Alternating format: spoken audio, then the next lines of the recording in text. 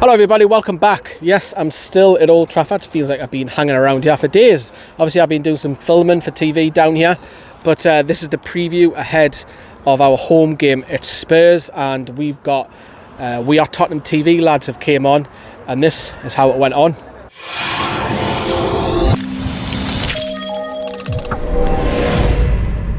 Newcastle Fans TV. What's going on, people? We Are Tottenham TV here, and big up to Lee and Newcastle Fans TV for having us on yet again to preview the Newcastle Tottenham game this weekend. And just before we get into it, I want to say congratulations to all you Newcastle fans out there for finally getting Mike Ashley out of the club. I'm sure it's a momentous occasion for you guys. I'm not going to say congratulations on the takeover because I'm tiny bit jealous, not going to lie, seeing as we've still got Daniel Levy at the helm and what have you. But Sim, what are you kind of thinking of the takeover and stuff? Yeah, we know it's just another threat. There's a new kid on the block, pretty much. With Newcastle being in the abyss for so long now, it's kind of they've never really been a threat to us. And now, with all this cash injection, it's just a matter of time before they start getting it right. And Spurs have always had to work within their means to try and get the best out of what they could get. And having a new club now, having billions and billions going to be invested into the team, it's just it's difficult knowing that's going to be probably most likely another club overtaking us, and that's hard to take. But if I'm a Newcastle fan, I'm going to be super excited because my club has been mid-table, battling relegation, even suffered 2 relegations over the past decade, and now I've got something to look forward to. So fair play. Yeah, so congratulations to all the Newcastle fans out there. I'm sure it's going to be a big atmosphere this weekend at St James's Park in your first game under the new tenure. But Harry Kane, let's talk about Harry Kane, because there's been a lot of talk about him this season, a lot of talk about him over the summer, didn't get his move, and he's not performing right now. Do you still back him to turn it around? Yeah, I still back him to turn it around. I think he's been doubted time and time again, and he always comes up good. I know people could say maybe this time is different, but I still believe Harry Kane it's a bad patch of form. He's not playing well, and I'm sure that once he gets going, he'll start banging the goals again. He could even start this weekend, and didn't have the best international break. That's the truth. But of Harry Kane. It's just a matter of once you get to the ball rolling, he'll come good, and I'm sure of it. I'm certain that Harry Kane, he knows what it's like to be doubted. It happens time and time again, and he thrives off that. He thrives off being doubted and being dismissed, and people saying he's finished, all this kind of stuff. So I'm sure he'll come good. It's just a matter of time for me. Yeah, I mean, there's no getting away from the fact that he is on dreadful form, especially in the Premier League. I mean, he liked to point out in his England interview that he has got 9 goals this season, but albeit a couple for England and the rest in the Conference League against bog standard opposition. So and Wolves' second team. And Wolves' second team, yeah. So I mean, look, I think that Harry Kane will come good. I agree with my brother. I think that, once 1 goal goes in the Premier League, I think a lot will follow. I mean, we've seen it before at the start of the seasons where he's taken a while to get into the season. He's notoriously a slow starter in the league. But I do think this is a different situation than those kind of situations. I think this is a hangover from the summer of him not getting his move and whatever. But I do think that he's professional enough to turn it around as well. So I'm backing Harry Kane. I mean, you can't not back Harry Kane. That's the truth. You just can't not back him. What Lee's asked us as well is about Nuno, about how we think his start to his tenure at Spurs. What's your kind of take on it so far? Yeah, very mixed, probably. More bad than good at the moment, seeing as the good results have been good, but they haven't been like unbelievable performances. But the bad has been very, very bad. So from that sense, it's very much up in the air. The jury's out, but look, he needs time. It's still 7 games in. We've won 4, lost 3 bad defeats, and a couple of the wins against Villa and City were very impressive, but the other 2 against Wolves and Watford were left up. Weren't the best performances. So it's still a very mixed bag, and I think he needs time for the players to get to his methods. And at the moment, Spurs still running less than any other team, and he needs to change that if we're going to be more successful. So I think there are signs. There are a few signs of what a Nuno side could look like under him this season, and positive signs. But the way we've capitulated in a few games has been extremely worrying. And if that continues to happen on a regular basis, then he won't last too long, in all honesty. But I'm hopeful once he gets, he's had a lot of problems since he's come in, a myriad of problems. Harry Kane wanting to leave, and Ndombele wanting to leave, and not having a fully fit squad ever. Lo Celso, the quarantine. Like, he's had so many problems to deal with. That Son was injured as well for a game or two. He's had a lot of problems. So once he gets over them and he gets a squad to manage, I'm sure that I'm not sure what we can achieve, but I'm sure it'll be a lot better than what we're showing.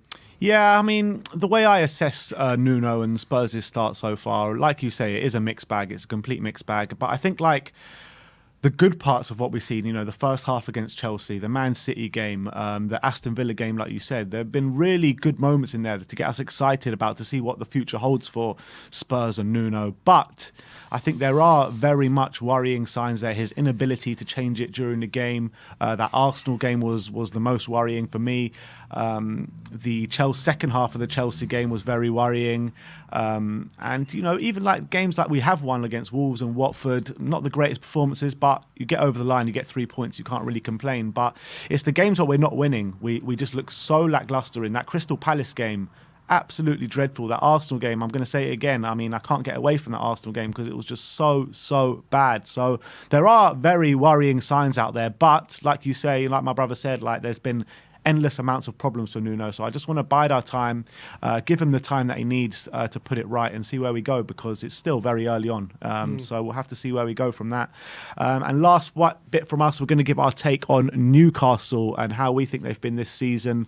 Sim? Well, winless, aren't they? Yeah. So haven't been so good. They've got a few draws, but in some of the games they looked decent. I remember early in the season, and they played West Ham for opening day, and they lost 4-2. They were quite unlucky, I thought, in that game, because the penalty should never be the penalty that Murphy gave away. So, and that was at 2-2, and that obviously gave West Ham the lead, and that was unfortunate. They've been close to quite a few games, but unfortunately, Man United, they equalised, but ended up losing 4-1.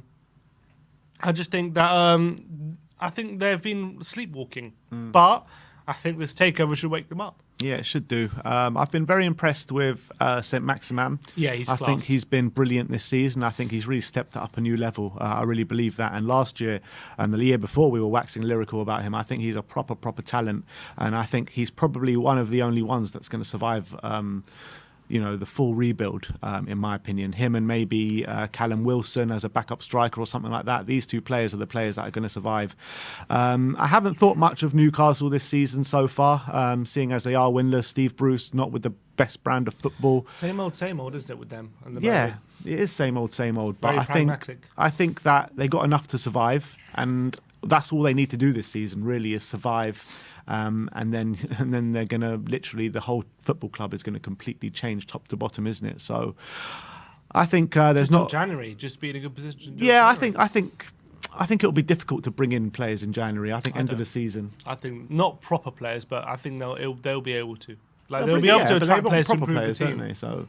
No, like young players who want a big pay packet, like who can improve the team. I don't think they would have trouble. Like what kind of ilk of players? For example, Tarkowski, they can bring him in January. He will definitely improve the team.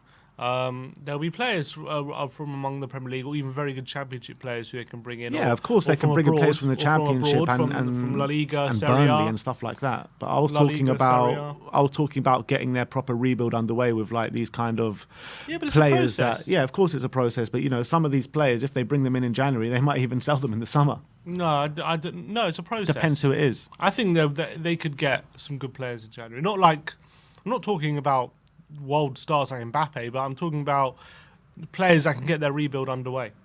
They can definitely start that in January for sure.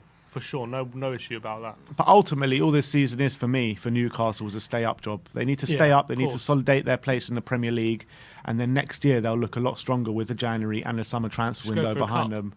And I'm kind of fearing the worst a little bit this weekend, because it's going to be a buoyant Newcastle crowd. It's going to be a full packed stadium. It's going to be happy faces everywhere. There's going to be non-stop singing. The atmosphere is literally, the old cliche, 12th man on the pitch. That's exactly what they're going to be. And also, we don't have the best record against Newcastle as well, on top of that. So I am going into this game a bit worried. Yeah, this of late weekend. they've been a bit of a bogey team for some reason. We drew both games last season with 2 late equalisers for Newcastle. Very frustrating from our point of view. They beat us at the first game at a new stadium when they played us. Joe Linton scored. That was a bit embarrassing as well. So of late, I think we haven't won 3 of the last 4 games against Newcastle, have we? So we need to kind of get our act together against them. All right, so that is our preview. We're looking forward to the game, hoping Spurs to get 3 points, people. Thank you, everyone, for having us on. Thank you, Lee, for having us on. Like, subscribe, and comment, and we'll see you soon. Right then, so it's a big day for us at St James's Park. Spurs obviously struggling a little bit under Nuno Santo. Newcastle, of course, struggling. Let's not forget about that. I think the result this weekend doesn't really take too much into factor. We've got the hope back, whether we win, lose, or draw this weekend. Get the Spurs game, see if we can pick something up. We've got a few players coming back from injury. It's going to be fantastic. It's going to be class. Cannot wait for St James's Park. Cannot wait. The war flags are back. The atmosphere is going to be bouncing. I'm back in the Gallagher as well. Class. Absolutely class. Smash that like, everybody. Take care. Watch what it's in. Bye-bye.